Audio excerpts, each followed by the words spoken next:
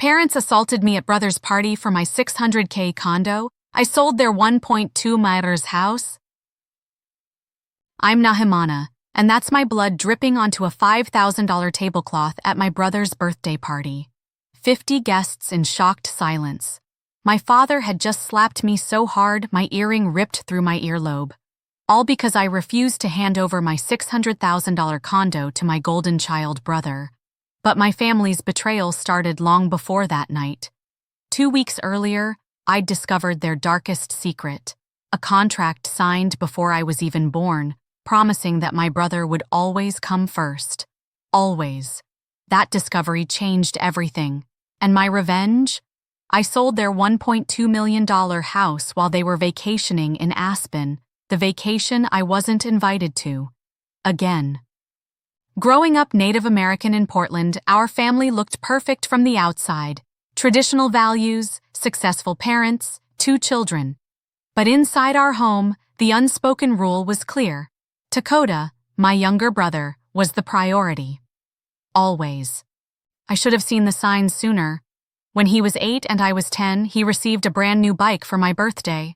Yes, you heard that right. My birthday, my gift. Used colored pencils. You've always been the practical one, my mother Kimamela would say with that dismissive smile. What she meant was, you'll never be worth investing in. This pattern played out like clockwork through our childhood. My graduation gift was a used Toyota that broke down twice that summer. 2 years later, Dakota got a BMW. We're in a better financial position now, my father Chayton explained, watching my brother speed around our neighborhood like he owned it. I worked 3 jobs to get through design school, morning barista shifts, weekend waitressing, and late-night freelance design work. Meanwhile, Dakota received a fully funded education at his dream school, complete with a luxury apartment and spending money.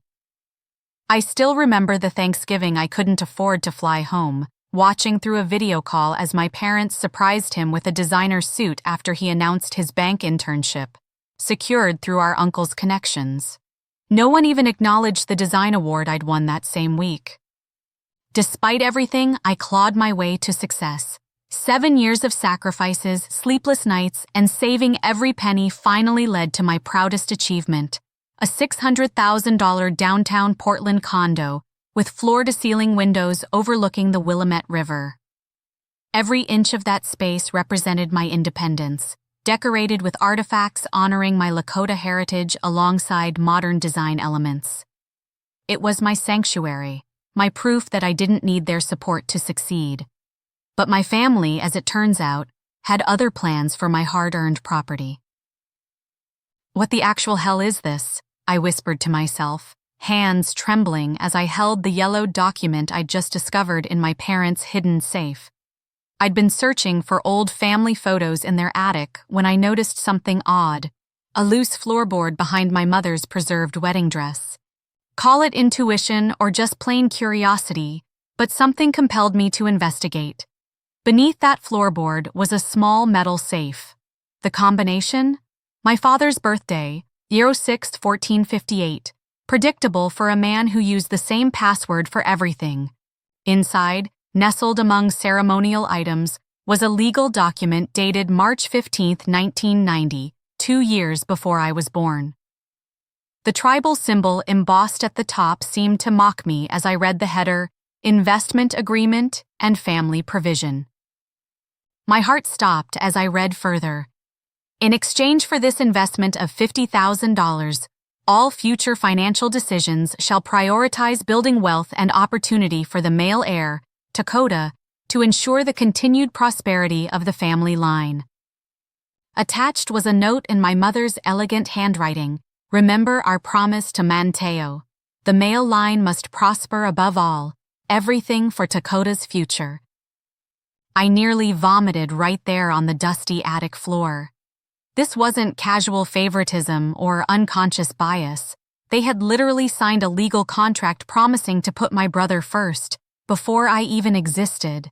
Every no to my college tuition, every missed graduation, every "you're so independent" comment. It wasn't coincidence or circumstance. It was the fulfillment of a contract that predetermined my second-class status in the family. With shaking hands, I photographed every page before carefully returning everything to its place. Stumbling to my car, I sat under the oak tree where Dakota and I once played as children and finally faced the truth. I wasn't crazy or oversensitive. The proof was in black and white, with my parents' signatures binding them to a promise that excluded me before I drew my first breath. "You look like you're attending a funeral, not a party," my cousin whispered as I arrived at Dakota's 30th birthday celebration 2 weeks later. If only she knew how accurate that was. I was mourning the death of the family I thought I had. The venue was everything you'd expect for Portland's rising native finance star, a rooftop restaurant where crystal glasses caught the sunset and tribal elements mixed with modern luxury. Cedar branches and sweetgrass decorated elegant table settings, while a string quartet played subtle arrangements of traditional melodies. I almost didn't attend. For 14 nights, I'd barely slept, that contract haunting me. Male heir, family line, prioritize. But something pulled me there. Maybe the need for confirmation, or perhaps my grandmother's warrior spirit demanding justice. The weight of the contract in my beaded clutch felt like carrying a live grenade. I hadn't planned on confrontation, not tonight, surrounded by tribal elders and community leaders. Then I overheard my father's booming voice. "Dakota's launching his fintech startup focused on indigenous banking next month," he announced, clapping my brother's shoulder proudly. "We're putting everything behind him. It's going to revolutionize financial access for tribal communities." Just then, my mother appeared beside me, her silver and turquoise bracelets cold against my skin as she gripped my wrist. "Your father and I need to speak with you," she whispered, the scent of sage and sweetgrass momentarily triggering childhood memories of ceremonies where I always stood in Dakota's shadow. She led me to a private section of the rooftop where fire pits cast flickering shadows across wooden planks. My father waited there, Portland's city lights creating a dramatic backdrop as he swirled amber whiskey in a crystal glass. "Nahimana," he began without pleasantries, "Dakota needs capital, substantial capital for his startup. Your downtown condo is exactly what he requires." My mother smoothly continued, "The location is perfect for his new office, and the equity would secure his first round of funding with indigenous investors." She pulled transfer papers from her beaded bag, already prepared. "You're doing well enough to start over. We just need your signature." A laugh escaped me, sharp and cold like winter wind. "You want me to give Dakota my $600,000 condo, the home I worked 7 years to afford while you paid for his education, his car, his connections, everything?" "We've always supported both of you equally," my father insisted, his jaw tightening beneath his trimmed beard. "Now it's time for you to support your brother. This is about family legacy." Something snapped inside me. 30 years of swallowing hurt crystallized into perfect clarity. Equal support? Is that what you call this? I pulled out the folded contract, its edges worn from countless readings. "Is this your definition of equality?" Their faces transformed instantly. My father lunged for the document while my mother hissed, "Where did you get that? That's private family business. Private like the fact that you signed away my future before I was even born?" My voice competed with the soft flute music. "A contract promising everything to your precious son and heir?" "You don't understand," my mother whispered fiercely. "Monteo's investment saved your father's business during the recession. Without that money, so you sold my future instead?" I felt tears threatening but refused to let them fall. "You could have built a legacy for both your children." "Dakota deserves everything." My mother's composure finally shattered. "He's our legacy, our investment. He carries the family name forward. You were just an afterthought. We never even planned to have a second child." The words sliced through me like a ceremonial knife. An afterthought. The truth I'd always felt, now confirmed. "Give me that contract, now." My father's hand extended, a command rather than a request. No. I stepped back, clutching the paper. This belongs to me now. That's when it happened. My father's hand struck my face with such force that my turquoise earring, my grandmother's, tore through my earlobe. The sound of the slap echoed across the rooftop as warm blood trickled down my neck, staining my ivory blouse crimson. Conversation stopped. Music halted. 50 guests, tribal elders, business associates, family friends, all witnessed my humiliation. Dakota appeared beside us, champagne in hand and trademark smirk in place. Always the drama queen, Nahimana, he said smoothly. Why can't you just help family for once? It's not like you earned that condo on your own anyway. How would you know what I earned? I asked, blood dripping onto the pristine tablecloth. You've never had to earn anything in your life. Standing there, bleeding both physically and emotionally, I finally understood the complete truth. I wasn't just less loved.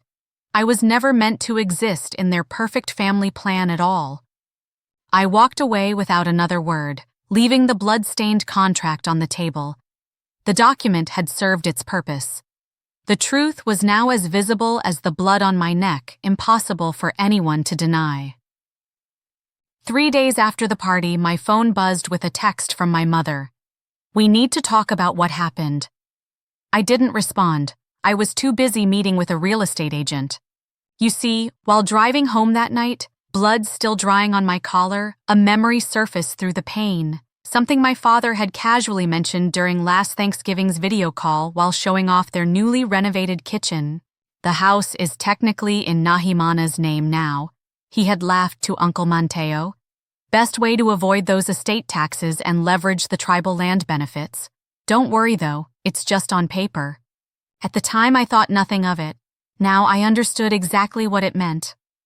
To avoid estate taxes and take advantage of certain tribal land ownership benefits, my parents had transferred their $1.2 million family home into my name 2 years earlier. The property sat on ancestral land with special tax advantages if owned by a recognized tribal member. It was meant to be temporary, a financial technicality using my tribal enrollment status, until they could transfer it to Dakota through their secret will. But legally, that house was entirely mine. I called my friend Ayasha, a tribal attorney specializing in indigenous property law, to confirm my suspicions. Could they challenge it if I sold the house? I asked. Not if the deed is in your name, she replied after reviewing the documents. But Nahimana, this would devastate them. Are you sure about this? Was I sure? For 3 nights I sat in meditation, sage burning beside my bed as I sought guidance from ancestors. The ceremonial necklace my grandmother had given me before she died, for the strong women of our line, rested heavy against my skin.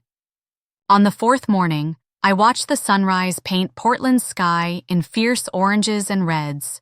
I knew what I had to do. I contacted Emma Whitehorse, a Lakota real estate agent who specialized in indigenous property. How quickly can you sell a property in Lake Oswego? I asked. For the right price? Very quickly, she answered. But there's no coming back from this decision. This isn't about property, I told her. It's about justice. The universe has a sense of humor sometimes. The most interested buyer turned out to be a Native American arts foundation looking for a new headquarters. They offered $1.25 million cash and a promise to transform the space into a cultural center where indigenous youth could learn both traditional arts and modern skills. The sale closed in 9 days, perfectly timed with my parents' luxury vacation in Aspen with Dakota. Another family trip I wasn't invited to join, ironically to celebrate his startup securing its first investor. When the final papers were signed, I texted them a photo of the closing documents alongside the contract they'd hidden. My message was simple: investment for my future and for indigenous women who were never afterthoughts. Within minutes, my phone exploded. My father called 26 times in an hour. My mother sent messages swinging wildly between rage and desperate bargaining. Dakota left voicemails that started with confusion and escalated to threats of legal action. but their family lawyer confirmed what I already knew. They had no recourse. The house had been properly transferred to me, and I had every legal right to sell it. Their clever tax avoidance scheme had backfired spectacularly. I expected to feel triumph or vindication. Instead, I felt something unexpected. Freedom. Like breaking chains I'd worn so long I'd forgotten they existed. It wasn't about the money. It was about finally standing up against a lifetime of being the family afterthought. With the contract exposed and the house sold, there was nothing left to hide behind. No more pretending we were a traditional native family who valued all its members equally. The truth was in the open now, harsh and cleansing as fire. "You've destroyed everything our ancestors built." My father's voice shook with barely controlled rage as we sat in a native-owned coffee shop downtown 3 weeks after the sale.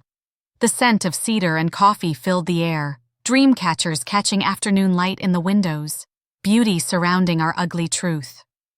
"Our tribe has always valued family above all else," he continued, leaning forward with intensity. "What you've done spits on generations of tradition." "Which traditions?" I asked, meeting his gaze directly for perhaps the first time in my life. "The ones about honoring all children equally, or the ones about signing contracts to favor sons before daughters are even born?" My mother sat stiffly beside him, unable to look at me, her fingernails, painted turquoise to match jewelry she wouldn't wear to meet her disgraceful daughter, tapping rhythmically against her untouched mug. What surprised me most was Dakota. My brother sat quietly throughout most of the conversation, studying me with an expression I'd never seen before, something between respect and uncertainty.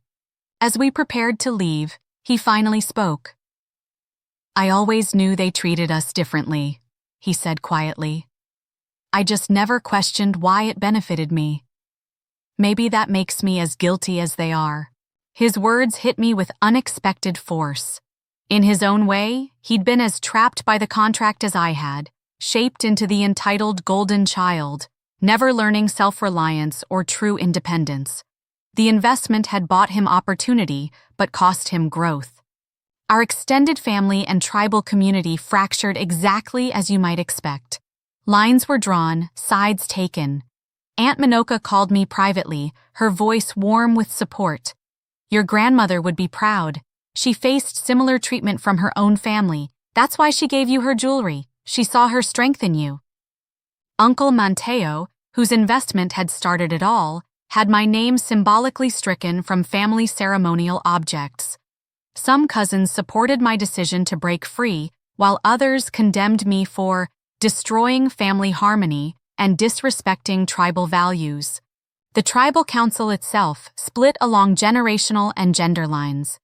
Elder women largely stood with me, recognizing the corruption of traditional values, while most men aligned with my father's perspective on family hierarchy. The isolation was crushing at first. Native communities are tight-knit. Being the person who exposed family business carried heavy social consequences. I started seeing Dr. Chenua, a native psychologist specializing in intergenerational trauma. "What your family did represents a distortion of our traditional values," she explained during one particularly difficult session. "Our ancestral ways honored both daughters and sons equally, recognizing their different but equally vital contributions. This contract reflects colonial influences that prioritize male inheritance. It's the opposite of our true traditions that celebrate balance." She helped me understand that my parents' choices reflected their own colonized thinking, not my worth as a person or as an indigenous woman. The contract didn't diminish my value, it merely exposed how deeply settler values had corrupted my family's worldview. There were nights I questioned everything. During a violent thunderstorm, I stood on my balcony, rain mixing with tears as lightning split the sky. Had I gone too far? Was family harmony more important than justice? But then I'd remember the contract, the slap, the afterthought comment, and find my resolve again. The hardest truth to accept wasn't losing my parents. It was acknowledging I was mourning a family that had never actually existed, except in my imagination. I wasn't rejecting my family. I was finally accepting the reality of what they had always been. Every space tells a story, I explained to the Portland Design Quarterly journalist interviewing me about my expanding business 6 months after selling my parents' house. My designs ensure everyone's story gets equal respect. I'd used part of the money to create First Light Designs, a studio specializing in spaces that honored indigenous cultural heritage while incorporating modern elements.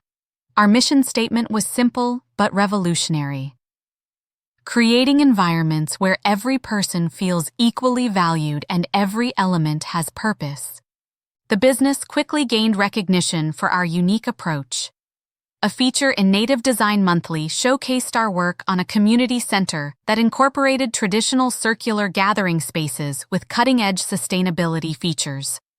Nahimana's designs reflect a profound healing journey, the article noted, creating spaces where balance and harmony replace hierarchy and exclusion. I bought a new home near a stream that reminded me of waters my ancestors had fished for generations. Each morning I'd burn cedar and sage in abalone shells, greeting the day in a space where nothing and no one was an afterthought. I also reconnected with tribal traditions that my parents had controlled access to throughout my childhood. I joined a women's drum circle and began learning traditional beadwork from elders who embraced me without judgment. Family is who treats you like family, Elder Winona told me as she guided my fingers through patterns passed down through generations of women. Blood is just the beginning of kinship, not its entirety. The most unexpected development came 8 months after the confrontation, when Dakota texted asking to meet. My first instinct was to decline, but Elder Winona's teaching about forgiveness stayed with me. Forgiveness isn't about them deserving it. It's about you deserving peace. We met at the cultural center that now occupied our former family home. His suggestion, which surprised me. Dakota looked different, humbled somehow. The designer clothes remained, but something fundamental had changed in his demeanor. Losing access to family money was the best thing that ever happened to me, he admitted, stirring honey into tea rather than ordering his usual overpriced specialty coffee. After you expose the contract, Dad and Mom stopped funding everything. Said they couldn't risk any more financial arrangements that might backfire. I had to make my startup work on my own merits. He looked up, meeting my eyes directly. We just secured our first major client, a tribal credit union in South Dakota. Without family money as a crutch, I had to create something that actually solved real problems for real people. The contract damaged me, too, he continued, watching an eagle soar overhead, a powerful sign in our traditions. Created this impossible pressure and entitlement I'm still working to unravel. I never learned resilience because they never let me fail. Never appreciated anything because I didn't earn it. Last month we attended a powwow together, the first time we'd participated in a tribal event as equals rather than as the golden son and the afterthought daughter. When the women's jingle dress dance began, Dakota stood and applauded my entrance to the circle with what appeared to be genuine pride. As for my parents, we exchanged perfunctory cards at seasonal celebrations and occasional brief messages. My mother has begun sending small gifts, beadwork she makes herself now rather than buys, each piece perhaps a wordless apology she can't yet speak. My father remains more distant, his pride still wounded.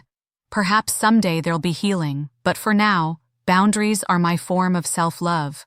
I've learned that family patterns can run generations deep, often disguised as tradition or culture, but they can end with one person brave enough to say, no more. And sometimes, selling a house isn't about revenge at all. It's about buying back your dignity and reclaiming your rightful place in the circle of belonging. A hidden contract revealed why my family always favored my brother. Their betrayal hurt deeply, but it gave me strength to reclaim my worth and build a life where I'm valued not despite being a woman, but as a complete person deserving of equal opportunity. The house that once symbolized my exclusion now serves as a cultural center where indigenous youth learn traditional arts alongside modern skills. Every time I visit and see young Native girls coding on laptops while sitting on cushions embroidered with tribal designs, I know my action transcended mere financial retaliation. It created something healing that my ancestors would truly recognize as justice. If you're watching this and feeling that familiar ache of being the less favored child, I want you to know something important. You're not imagining it.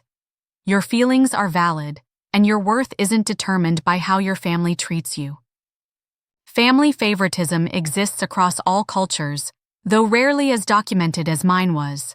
The patterns can be subtle, different rules for different children, unequal investments in futures based on gender, birth order, or conformity to parents' expectations. I don't regret selling the house. What I regret is 30 years spent trying to earn love that had been contractually promised to someone else before I was born. No child should have to compete for affection that should be freely given. Have you discovered a family secret that changed everything? Share your story in the comments below. Your experience might help someone else recognize patterns they've been blind to their whole lives. What would you have done in my situation? Would you have sold the house or tried for reconciliation? There's no single right answer when reclaiming your power from those who never intended to share it. If you're struggling with family favoritism, share 3 words describing how it feels to be the less favored child. My 3 words were invisible, unworthy, expendable. Now they're powerful, whole, enough. What are yours? Sometimes the bravest thing you can do is stop trying to earn love that should have been freely given from the start. Tag someone who needs to hear that their value isn't defined by family treatment. Breaking silence around family dysfunction isn't just healing for ourselves. It's how we prevent these patterns from reaching the next generation. The contract that tried to determine my worth has been transformed into a foundation that affirms the worth of others. And in that transformation, I found not just revenge, but something far more powerful: redemption.